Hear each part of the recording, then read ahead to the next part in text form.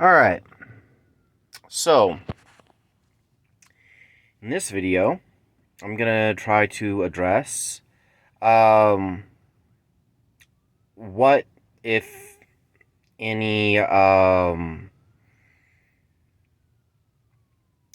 tendencies of developing DDD may exist.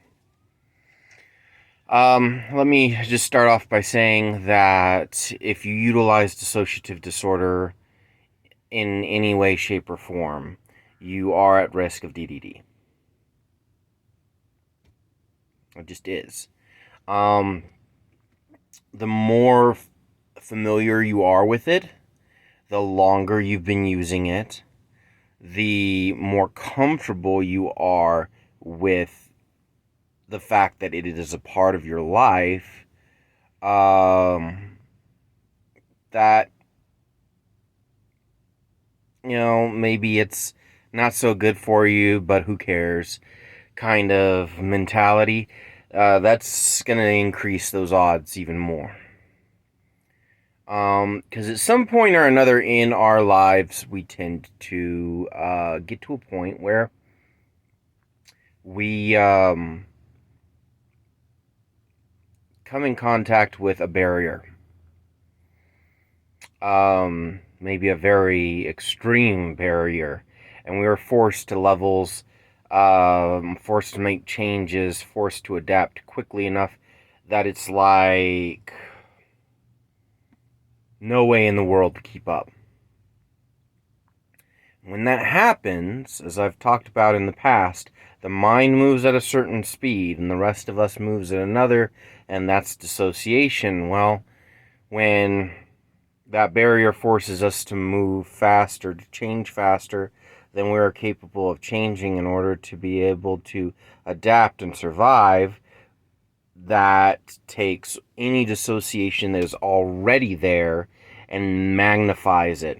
And if we become resolute in that dissociation as a result of our utilizing it as a coping mechanism for overcoming that barrier, then we might glorify it. And in that moment that we glorify it, that we believe this is the way to overcome all of our problems, this is the way to clear all our obstacles, this is how I'm going to get it done, that's when you start to come down with DDD. Or not come down with, but you know what I'm saying. That's when you start to develop DDD. You dedicate your core personality to adopting a coping mechanism designed to protect the core personality as a replacement for your own personality, essentially trying to mold your core personality into a dissociative personality. That being said, a dissociative personality can't be a core personality. A core personality can't be a dissociated personality. Dissociation relies on the distance between the two. That's why a dissociative personality cannot be a core personality, because it needs distance from the core personality to exist that way, and the core personality needs distance from the dissociative personality in order for the dissociative personality or disorder to exist in the first place. The whole benefit of dissociative disorders, the way in which they work for us, is dependent on them having nothing to do with the core personality. Keep the core personality in the dark. Put them away in the closet until dad or mom has stopped beating on the other one, or on his brothers or her sisters, and then open the closet door again. And as long as monkey see no evil, hear no evil, speak no evil, it's like it never happened.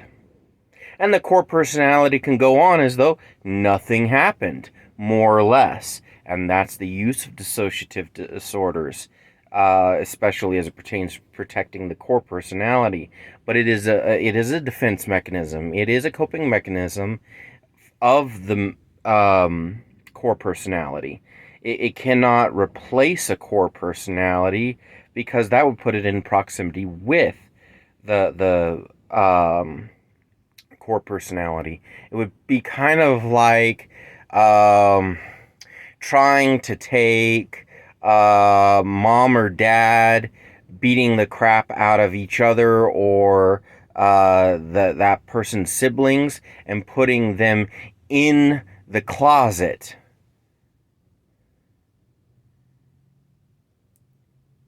And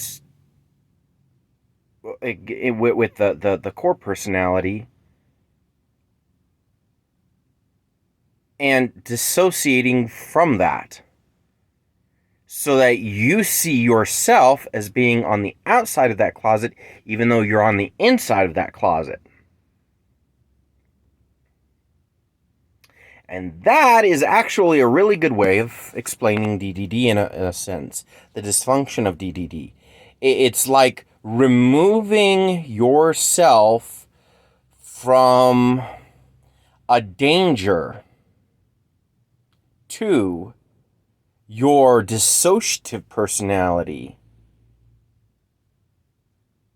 in order to protect it, in order to grow it, instead of protecting and allowing your core personality to grow by utilizing the dissociation between what is happening in one place and what is happening in another. So now, as you can tell from that description, there are also domestic issues and whatnot that can contribute to dissociative disorder. There are extreme circumstances in which acute trauma causes a huge, overpowering need for dissociation that tends to go in the second direction of being in the trauma and trying to leave that trauma without actually being able to leave. So you're locked in the closet. You can't get out of that closet. And you imagine yourself outside the closet where it's safe, because inside it's not, and you're stuck inside. And so anyone who has experienced, as an example, molestation or rape tends to start developing DDD. People who are trapped within a war zone, soldiers and that kind of thing, can start experiencing DDD as a result of that. Normally that manifests more as PTSD than as DDD, but it can, the two can accompany one another. You can have issues with both. Then you have the difference between male and female. Most of this is a cultural thing. Some of it I've already touched on the subject of sexual assaults being linked with DDD. So that tends to happen more to women than to men. Domestic abuse in all of its forms can affect everyone.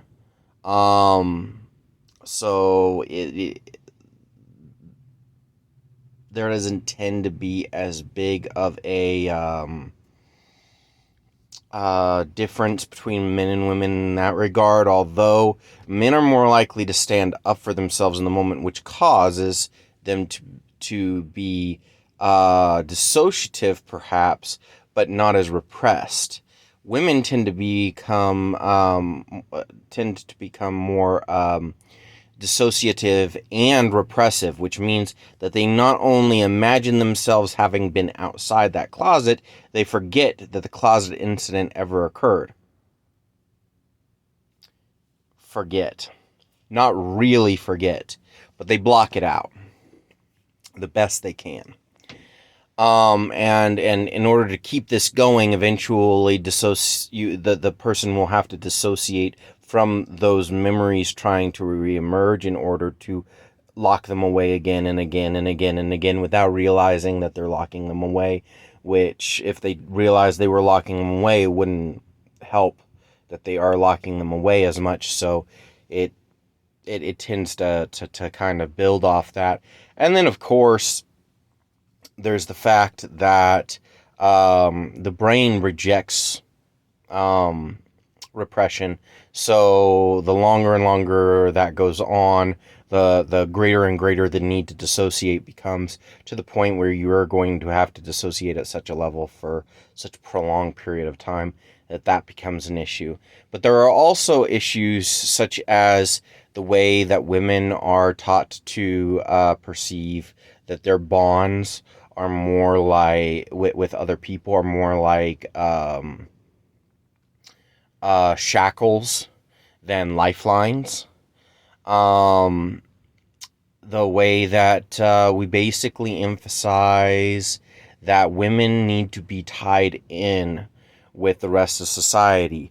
Men, by comparison, though most women are taught to separate themselves from the collective, or from the nurturing of a family environment to a more independent sort of family environment, happens around the age of 11, 12, something like that.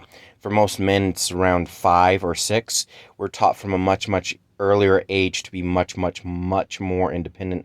And that comes with its own downsides. But one of the things that it doesn't do is it does not teach us to view those bonds in a negative sort of way.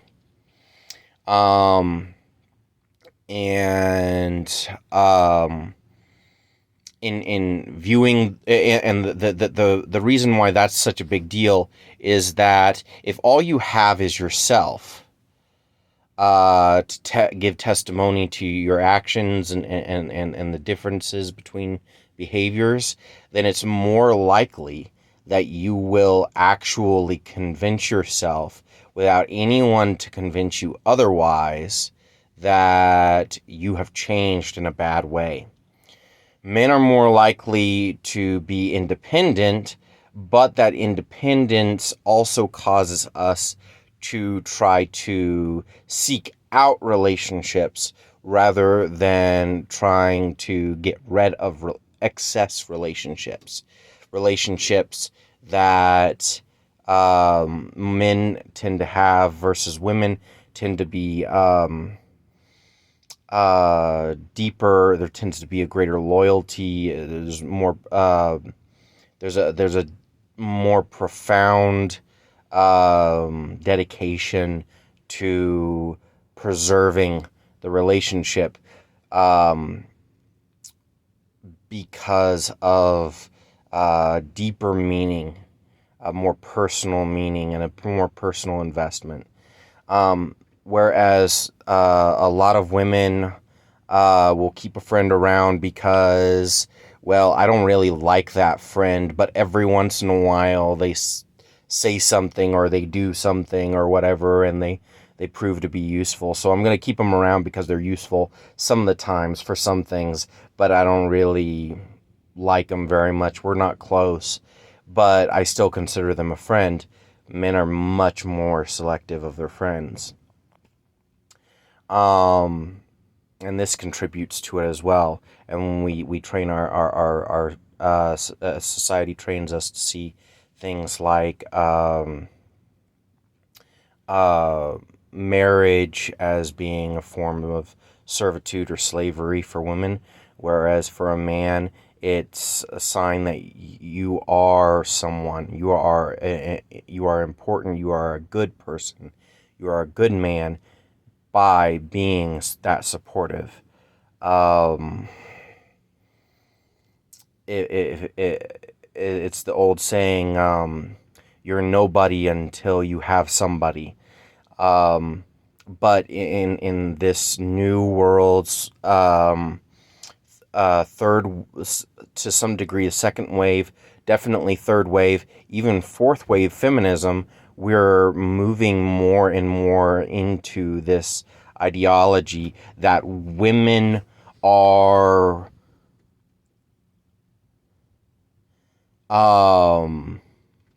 oppressed, that they are suppressed, that they are weak unless they act more like men, but that they are uh, at the same time, like their strength is taken from them by men, their possibilities, their potential, and it creates this just really, really toxic mindset in which an individual is perpetually sold on this ideology that they are losing something from having these bonds. They are losing something from having children. They're losing something from having... They're gaining things as well, and to some extent we acknowledge this, but we tend to emphasize more that women are losing as they develop bonds. And the resolution not to develop bonds is also a key point, in that the purpose of dissociation is to draw lines between you and those that you might form bonds with, rather than allowing you to develop and to maintain those bonds. And so, for these reasons, female relationships tend to develop more in quantity, but the quality, the longevity of those relationships tends to actually decrease, whereas male relationships tend to be just the opposite. Very, very few, but very, very powerful, very, very strong relationships that maintain themselves much more reliably over time. But in any case, these are just a few of the key points that I have identified contributing to increased chances of developing DDD. This video has gone on a really long time, so I'm going to go ahead and end it here. Thanks for watching. I'll see you in the next video.